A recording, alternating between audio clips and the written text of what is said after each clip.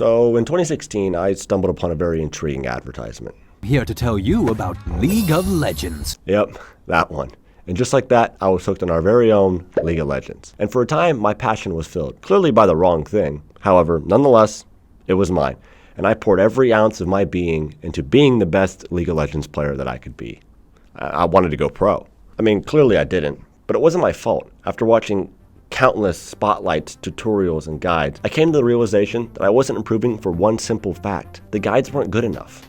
So I created my own. So I present to you a Silver's Guide to League of Legends. While this guide may go over some basic components of the game, it's not a tutorial on how to play the game, but to reach the top of the leaderboard, the silver leaderboard. With that being said, tip number 1, have one role. Stop filling when you get into ranked. Ranked is for winning. Pick the role you win the most with and stick with it. I understand wanting to be a team player and that this is a team game. And it is up until you're the reason they lose. Then it's all your fault. So be sure to be confident in your role and champion. I like to think I'm confident with my roles and champions, but if you've seen any of my content before, you'll know that's not really the case here.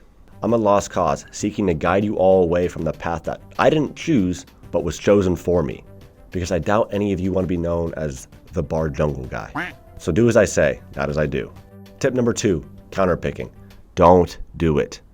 I know it's probably tempting to learn a bunch of different champions, that way you're covered when you get counterpicked, but remember, they're in silver too, and a big part of advancing in this elo is minimizing your mistakes. Bro, why did I do that? Comfort picks over counter picks all day. When you play a bunch of champions, you make blunders left and right because you're still learning the mechanics of the champion. When you have just one, maybe 2 champions that you can play well, the chances are you're going to have better success than if you could play 12 champions averagely. In 2022, during the LCS Spring Split, FlyQuest made a unexpected pick against Counter Logic Gaming. Janna, the squishy support, got picked top lane in the League Championship Series, the professional organization for League of Legends gaming. Oh, and she had Smite. Tip number 3, play whoever you want. Don't concern yourself with what's meta and what the pros play. Dude, I haven't read a patch notes in like 4 years. And look at me, I'm doing great maining bar jungle. Someone help me. The pros are literally in a league of their own. Don't replicate them because they're good. Yes, they're good, and yes, there's stuff you can learn from them, but are you really gonna pick off-meta counter tank smite jungle contest roaming top Janna? Maybe. Honestly, that's probably something I would pick. You should pick a champion you enjoy playing. You'll be more incentivized to learn, and who knows, if it's not meta, it'll probably become meta soon. Bar jungle, I mean, please, come on, right? Like, how many videos do I have to make? Throw me a bone here. Also, if you've made it this far, you might as well subscribe. I'd really appreciate it. Tip number 4, you gotta play other games. I mean, you have got to play another game. If you let this game consume your life, it will grief your mental. When you look at top athletes, many of them, as much as their sport is a part of their life, it isn't their entire life. They have lives, family, friends, grass to touch. Make sure you're getting a healthy balance of the two. I've been having a great time playing other games like WoW. I mean, I like it, I have fun. I even stream it sometimes. You should check it out. Link in bio. I'd love to meet some of you guys. So if you're gonna play League of Legends for hours, make sure you're taking breaks. If not, you'll hit tilt Q. What's tilt Q? I'm glad you asked. Tip number 5, tilt. I want you to envision this. You just went 10-2 in a game where you're absolutely stomping your laner. When you hit the tab button and see that the guy who decided to play AP jungle gangplank in ranked went 1-12. You ultimately lose the game. Frustrated, you decide that you can't end on a loss. You have now successfully entered tilt Q. A mixture of fuel from anger and passion channeled into loading what will likely turn into more losses. Now, there's a common reflection question you ask yourself to determine if you are in fact tilted. You take a deep breath and say out loud, am I tilted? If you have to even think about it, you're tilted. And you should revert back to tip number 4. Go touch some grass. Your game will still be there later, I promise. Unless you let the tilt get to you and you get banned for like inting or chat responses. Then you've got some bigger issues that you need to deal with. Oftentimes, when we start to get good at something, we start to think, hey, I'm getting pretty good at this. And that typically snowballs into, my team is garbage and I'm hard stuck because they suck. Don't do this.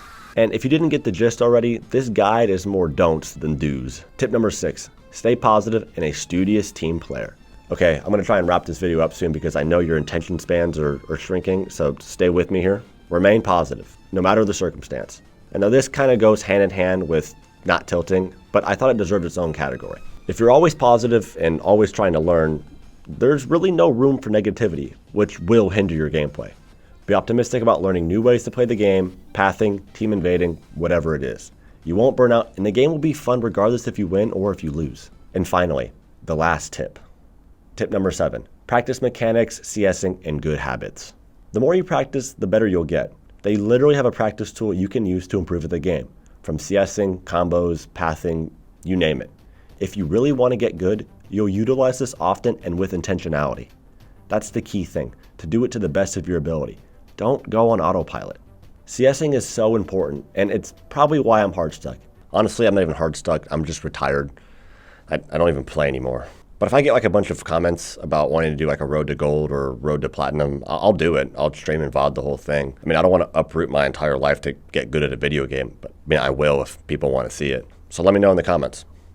Where was I? Oh, right, CSing. This is just as important as getting kills.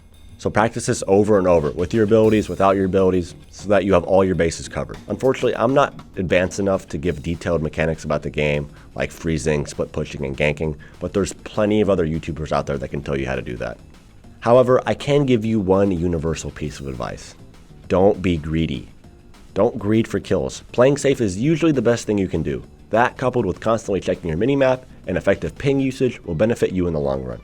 If your laner goes missing, ping Mia on your lane and the other lane. Make sure you're warding your lane and again, playing safe. While all of this is important, keep in mind at the same time that scared money don't make money. Have fun, my fellow summoners. Hey y'all, thanks again for watching. Would really appreciate the support by subbing and commenting. I'm always looking for new ideas, so drop them below. And I meant it when I said I'd love to talk to some of you guys on my stream. So check it out in the description. Peace.